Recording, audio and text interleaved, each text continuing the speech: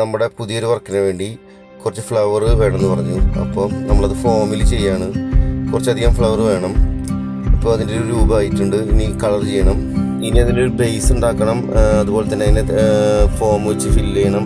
ഇപ്പോൾ കാണിച്ചു തരാൻ അതിൻ്റെ ഒരു സംഭവം ഇതുപോലെയാണ് വേണ്ടി വരിക. കാണിച്ചു തരാൻ ഇതല്ല, ഇതുപോലെ ഉണ്ടാവണം. ഇതുപോലെ അതിൻ്റെ ബേസൊക്കെ ഒന്ന് ഒട്ടിച്ച് റെഡിയാക്കണം.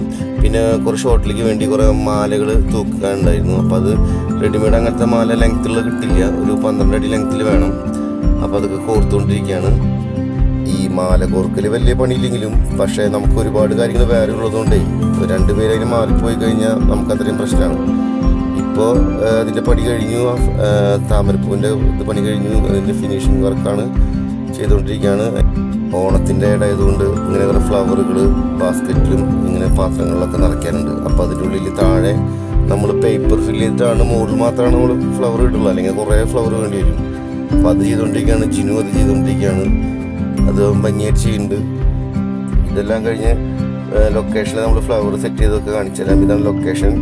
ഇവിടെ നമ്മൾ ഫ്ലവറെല്ലാം സെറ്റ് ചെയ്തിട്ടുണ്ട്. വളരെ നേരത്തെ തന്നെ സെറ്റ് ചെയ്തു. പുലർച്ചെ 5:30 അവിടെ എത്തിയിട്ട് ആ വീട്ടിൽ നമുക്ക് 6 മണിക്ക് കയറാൻ പറ്റുള്ളൂ. അപ്പോൾ അതായത് തൊട്ട് എല്ലാം റെഡിയാക്കി എല്ലാ സെറ്റപ്പ് ചെയ്യാൻ ഇത്തിരി തിരക്ക് പിടിക്കേണ്ടി വന്നാലും കമ്പനി വളരെ ഹാപ്പിയാണ്. അതുകൊണ്ടൊരു സന്തോഷം.